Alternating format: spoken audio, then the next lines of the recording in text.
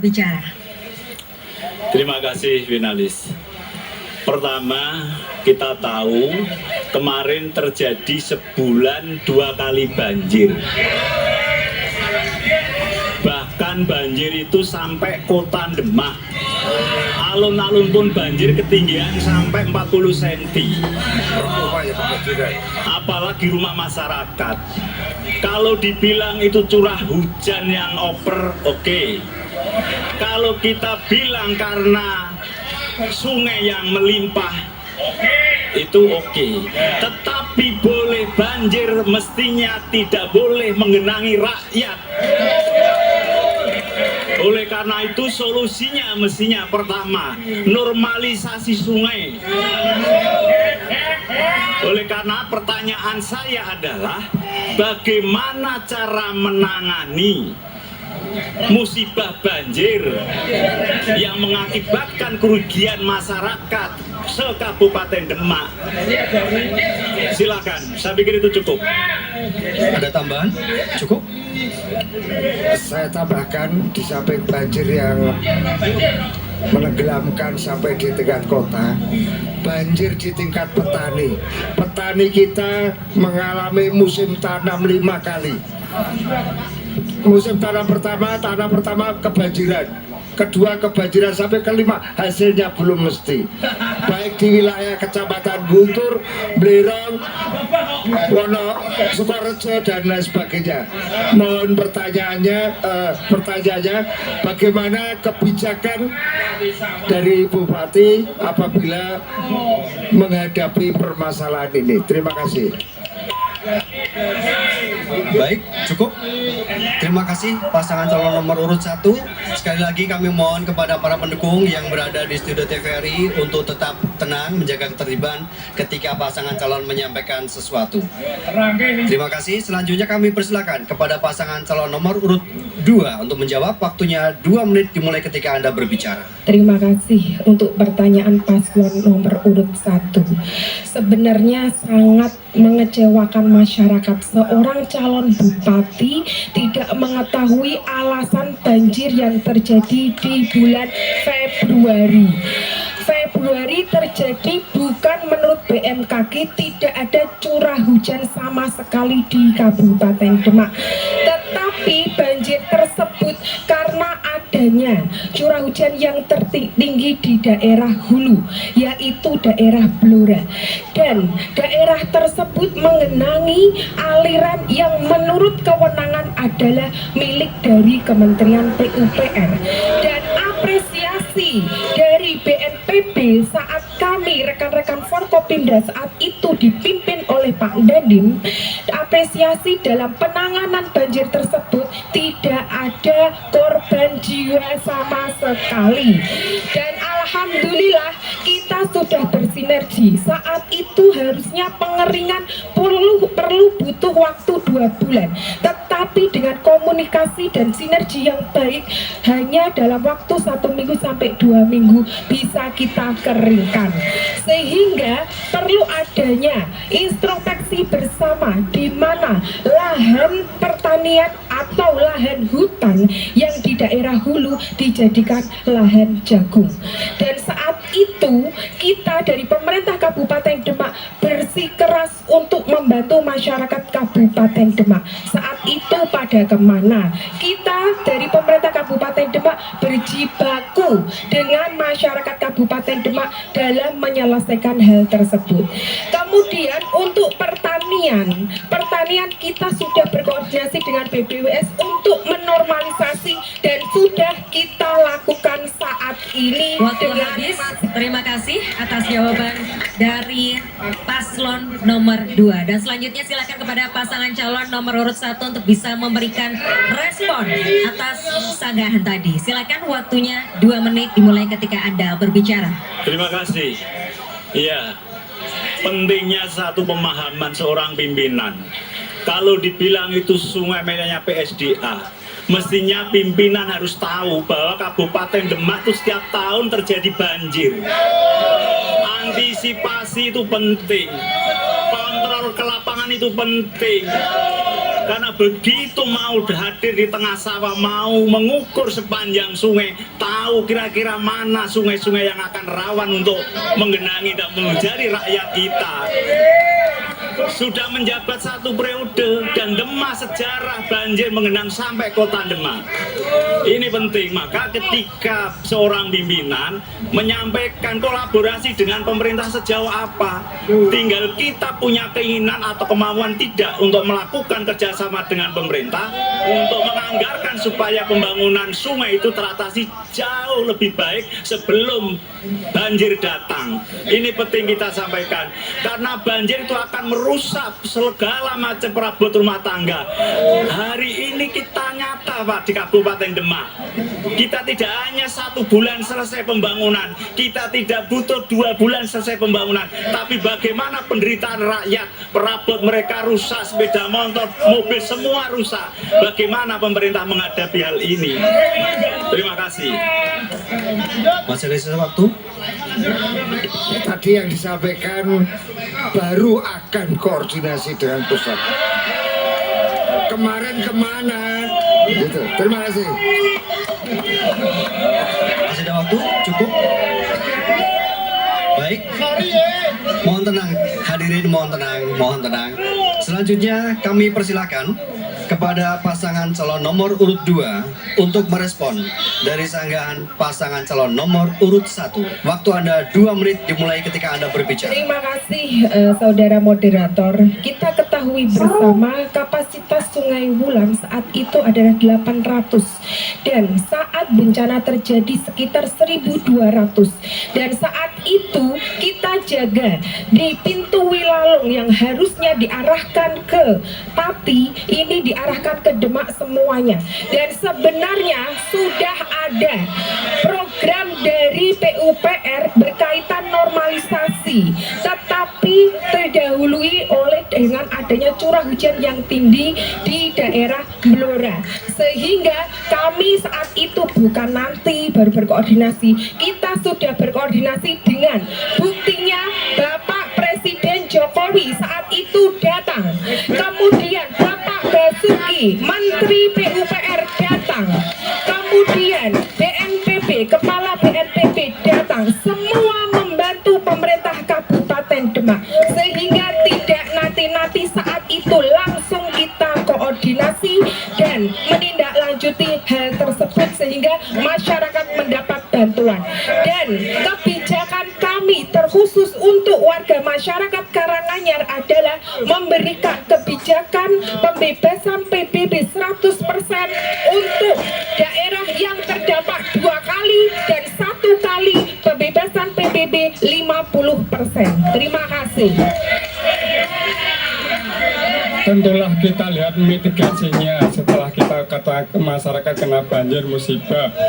Mitigasi jelas sudah dilakukan oleh calon Bupati kita Mbak Esti dengan mantap. Lanjutkan. Masih ada sisa waktu? Cukup? Baik. Terima kasih atas jawaban dari pasangan calon nomor urut 2. Dan Bapak Ibu, setelah ini kita masih akan lanjutkan untuk sesi tanya jawab. Jadi tetaplah bersama kami, jangan kemana-mana. Kembali dalam acara Debat Publik Putaran Pertama Pemilihan Bupati dan Wakil Bupati Kabupaten Demak tahun 2024. Hadirin dan pemirsa TVRI dimanapun Anda berada, kita sudah sampai di sesi kelima Tanya Jawab Bebas. Pada sesi ini, panelis akan mengambil nomor urut undian. Siapa yang lebih dahulu bertanya? Pasangan calon yang mendapat nomor undian pertama akan mengajukan pertanyaan terlebih dahulu dan sebaliknya. Untuk itu, kami persilakan kepada panelis Bapak Agung Novianto untuk mengambil nomor.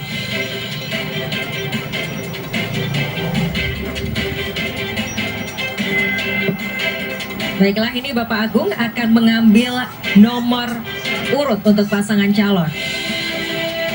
Pasangan calon nomor urut 1 mendapatkan urutan nomor 2. Baik.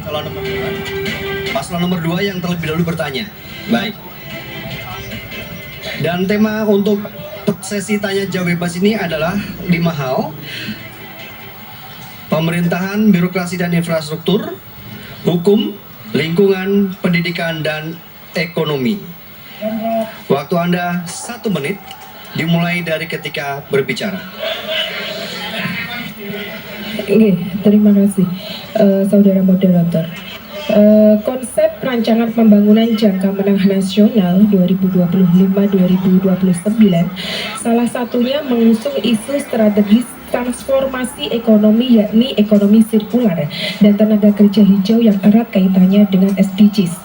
Pertanyaannya adalah, program apa yang Anda tawarkan untuk mendukung langkah pemerintah pusat dalam meningkatkan ekonomi sirkular dan tenaga kerja hijau? Terima kasih. Masih ada sisa waktu? Terima kasih, Cukup? Baik. Selanjutnya kami persilakan kepada pasangan calon nomor urut 1 untuk memberikan jawaban. Waktunya 2 menit dimulai ketika Anda berbicara. Iya, terima kasih. Tentunya untuk mendukung program pemerintah pusat terkait dengan industri, pasti kami juga akan memprioritaskan bagaimana jalur-jalur hijau, hutan-hutan hijau ini penting. Karena ini juga akan menyangkut tentang lingkungan. Oleh karena itu, dalam ke depan yang perlu kita sampaikan dan program kita adalah, kita tahu persis bahwa 70% air sungai kriteria tercemar akibat limbah ini juga menjadi penting. Karena kalau lingkungan hidup tidak segera kita perbaiki, ke depan akan menjadi masalah besar. Kerusakan lahan 10% itu juga penting dari data BPS 2023. Maka ketika kita bicara industri, bagaimana industri itu menjadi ramah lingkungan, bagaimana industri itu tetap mengedepankan hutan hijau, ini adalah hal yang paling penting. Maka yang terpenting di sini, pemerintah ke depan harus prioritas mengedepankan regulasi, tata kelola dan tata lingkungan yang adil, dan yang paling utama adalah membuat kenyamanan seluruh para pemangku kepentingan, termasuk masyarakat kita sendiri, industri dan lainnya. Monggo. Kita wujudkan dengan pembangunan industri hijau di Kabupaten Demak yang berwawasan dengan lingkungan. RPJMN ditetapkan, dijabarkan sampai di tingkat daerah. Ini yang akan kita kawal. Kawasan-kawasan industri akan kita tetap untuk lebih mampu mengawal bagaimana mereka menjalankan industri yang ramah lingkungan. Terima kasih. Baik, masih ada 5 detik, cukup. Terima kasih atas jawaban, dan silahkan untuk pasangan nomor urut 2 bisa merespon tanggapan atau jawaban dari paslon nomor urut 1. Waktunya 1 menit dimulai ketika Anda berbicara.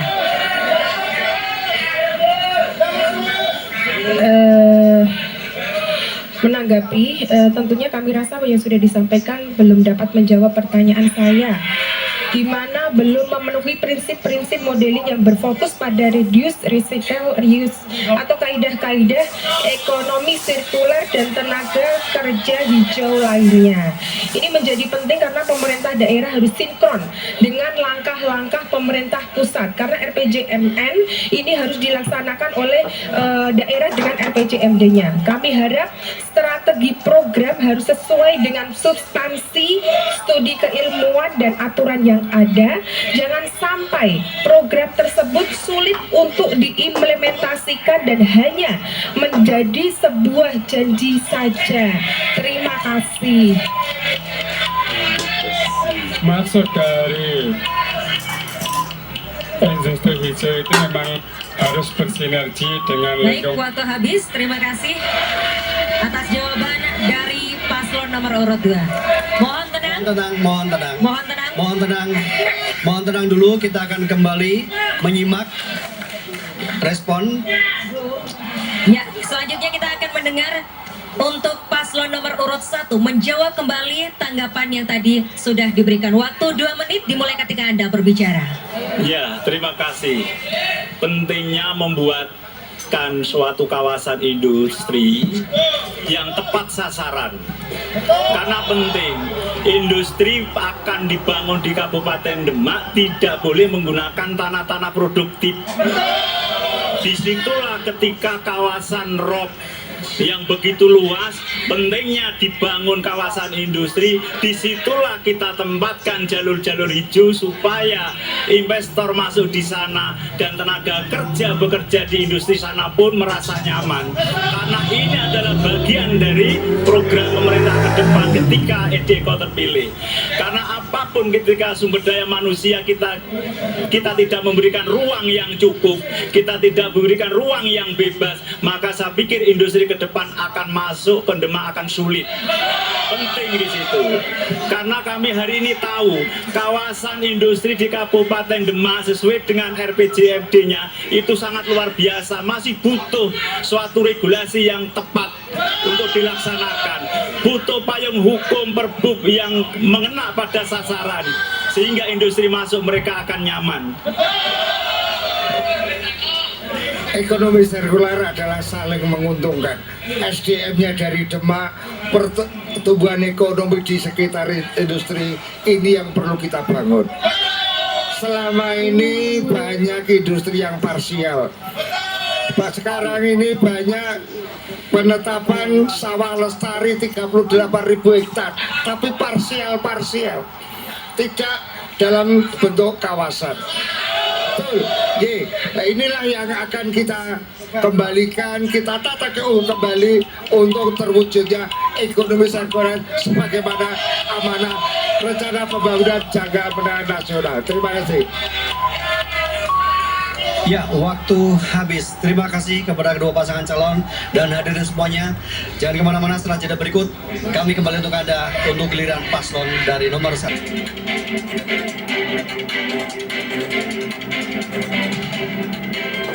Baik pemirsa, kita masih dalam debat publik putaran pertama pemilihan Bupati dan Wakil Bupati Kabupaten Demak tahun 2024.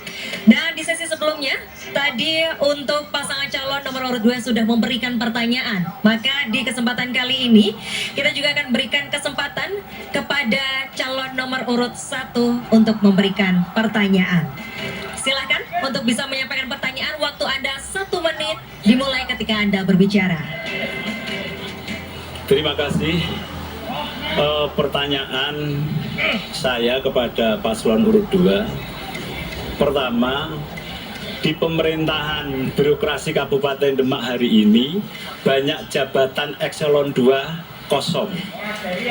Bahkan kekosongan itu tidak hanya terjadi setahun terakhir, tapi sejak menjabat sebagai bupati. Banyak kepala sekolah kosong, banyak para camat-camat juga kosong, pengawas juga kosong. Tadi ada penawaran bahwa ke depan akan semua dijalankan dengan baik. Terbukti selama periode banyak jabatan yang kosong. Belum lagi PDAM. PDAM itu adalah jabatan direktur berakhir tahun 2017. Sampai hari ini statusnya juga Waktu habis. Terima kasih untuk pertanyaan dari pasangan calon nomor urut 1. Silakan untuk pasangan calon nomor urut 2 bisa memberikan jawabannya. Waktu Anda 2 menit dimulai ketika Anda berbicara. Terima kasih. Pertanyaan dari paslon nomor urut 1, di mana tadi menanyakan berkaitan dengan kekosongan pejabat eselon 2. Kita proses penempatan pejabat PLT di beberapa posisi eselon maupun kepala adalah langkah yang diambil sesuai prosedur yang berlaku. PLT diangkat sebagai solusi sementara sambil menunggu proses pengisian jabatan definitif yang harus melalui tahapan yang transparan dan berlandaskan aturan yang berlaku. Untuk pengisian JPT eselon 2 harus mendapatkan rekomendasi dari KASN RI dan proses pengisiannya melalui seleksi terbuka yang tidak bisa dilakukan dalam waktu yang singkat. Dengan adanya regulasi terbaru, lembaga KASN tidak ada lagi dan fungsi pengawasan serta permohonan rekomendasi JPT dialihkan ke BKN RI. Sehingga kita dari awal menjabat sudah melakukan dan adanya tempatan atau tidak kesepakatan adanya atau atau tidak ada kebutuhan yang bisa diangkat menjadi eselon 2. Semua sudah kita izinkan dan 6 bulan sebelum kita melaksanakan pilkada sudah kita lakukan. Berkaitan dengan pejabat PDAM, ini berkaitan bagaimana kita sudah sah berkaitan hukum yang ada dengan perpanjangan karena kita sedang konsentrasi untuk spam di daerah pesisir yang tentunya untuk mengurangi land subsidin yang ada di daerah Sayung, Karangtengah, Wedung dan Bonang. Terima kasih. Masih ada sisa waktu? Cukup. Cukup, baik. Terima kasih untuk paslon 1, nomor 2. Selanjutnya kepada paslon nomor urut 1 untuk memberikan tanggapan dari jawaban paslon nomor urut 2. Waktunya 1 menit dimulai ketika Anda berbicara. Terima kasih. Kita tahu Kabupaten Demak PNS jumlahnya kurang lebih 8.000. Bagaimana ketika penempatan salah satu OPD itu dikerjakan oleh satu orang mengerjakan 2 OPD. Pertanyaannya adalah apakah 8.000 PNS itu tidak ada yang memenuhi kualitas kompetensi? Sekalipun mereka bisa memenuhi dan bisa bekerja, terbukti DID Kabupaten Demak mengalami penurunan yang jauh. Itu artinya apa? Kinerja OPD tidak optimal. Itu. Silakan. Ayo silakan. Terima kasih. Ini melanjutkan bahwa regulasi ada namanya tim penilai kinerja pegawai. Kalau dikatakan Demak Smart Governance itu yang di mana? Inilah yang menjadi Waktu habis, Bapak. Terima kasih. Selanjutnya kami persilakan kepada paslon nomor urut 2 untuk memberikan respon. Waktunya 2 menit dimulai ketika Anda berbicara. Terima kasih, mohon tenang sebentar nih. Untuk pengisian jabatan eselon 3, kami memang selektif dalam memilih dan benar-benar melihat kinerja dari yang bersangkutan karena untuk level administrator memegang peran yang sangat penting dalam jalannya roda birokrasi. Sedangkan untuk jabatan pengawas eselon 4 sesuai arahan Presiden RI secara struktur sudah banyak penyederhanaan sehingga memang arahan Presiden RI untuk eselon 4 dialihkan ke jabatan fungsional dan khusus pada eselon 4 di wilayah seperti kecamatan dan kelurahan karena murni memang kader dari dalam hampir tidak ada karena selama ini tidak pernah ada pengisian formasi CPNS di kecamatan kelurahan dan baru di era ini kami isi formasi ASN untuk ditempatkan di kecamatan dan di kelurahan. Kemudian untuk menilai e-government dari pemerintah Kabupaten Demak, mungkin harusnya Bapak PJ Sekda saat itu menjabat sudah mengetahui prestasi di bidang kepegawaian, yaitu nasional mendapat penghargaan BKN RI Award 2023 kategori implementasi manajemen ASN terbaik. Kemudian penghargaan KASN RI tahun 2022-2023 anugerah meritokrasi kategori baik 2 tahun berturut-turut. Kemudian regional Jateng DIY predikat indeks profesionalitas pegawai ASN IPP ASN kategori tinggi 2022-2023 2 tahun berturut-turut. Kemudian penghargaan Bangkom Jateng Award tahun 2022 kategori Bangkom terbaik dan komitmen Bupati sampai ke BKPP pelayanan kepegawaian. Waktu sudah habis. Terima kasih atas jawaban dari pasangan calon nomor urut 2. Terima kasih kepada kedua pasangan calon. Selanjutnya, mohon tenang. Selanjutnya, kami meminta kepada kedua pasangan calon untuk menyampaikan pernyataan penutup atau closing statement. Kesempatan pertama, kami persilakan kepada pasangan calon nomor urut 1. Waktu Anda 2 menit dimulai ketika Anda berbicara. Assalamualaikum warahmatullahi wabarakatuh. Kepada yang pemirsa dan seluruh masyarakat Kabupaten Demak yang saya hormati, saya cintai, sekaligus saya banggakan. Demikian tadi paparan visi, misi, dan program unggulan pasangan Edi Eko untuk mewujudkan perubahan di Kabupaten Demak dengan visi terwujudnya masyarakat yang maju, adil, dan sejahtera. Saya yakin saat terpilih nanti semua itu akan kita laksanakan dengan penuh semangat perubahan dan amanah, sekaligus memegang teguh usul fikih tasarruful imam ala tu'raita manutul kebijakan pemimpin adalah yang selalu mengutamakan masyarakat dengan maslahat. Terima kasih. Saudara-saudaraku se-Kabupaten Demak, hari ini adalah debat pertama. Oleh karena itu, manfaatkan waktu kalian untuk hadir di TPS pada hari Rebu Pon tahun 2024. Pastikan coblos baju hijau, pasti nomor 1. Pastikan coblos baju biru, pasti nomor 1. Izinkan kami menyampaikan pantun. Bikin kopos pakai sepatu, sepatu bagus milik Serdadu. Ayo coblos nomor 1. Pilihan oke, paling jitu. Wassalamualaikum warahmatullahi wabarakatuh. Terima kasih atas closing statement dari pasangan calon nomor urut 1. Mohon tenang Bapak Ibu, mohon tenang. Mohon tenang. Terima kasih dan selanjutnya kami akan berikan kesempatan kepada pasangan calon nomor urut 2 untuk bisa menyampaikan pernyataan penutupnya.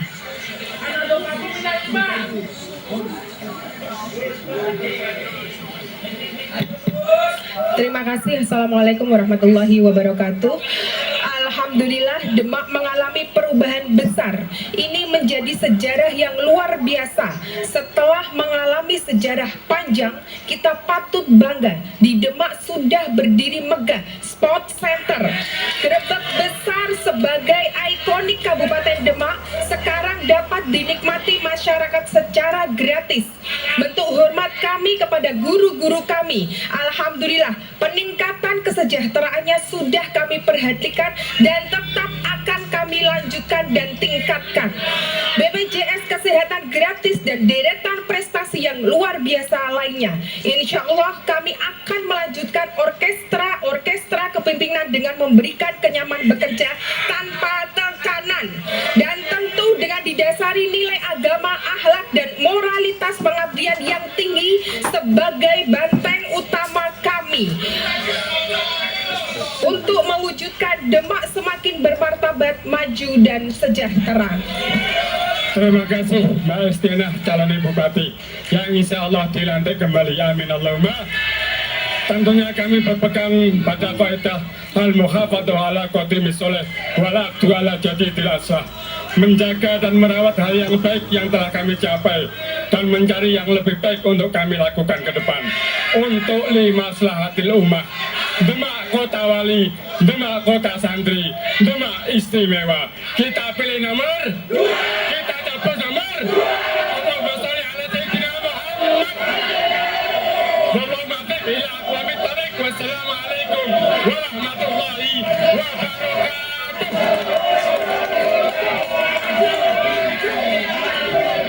Terima kasih kepada kedua pasangan calon.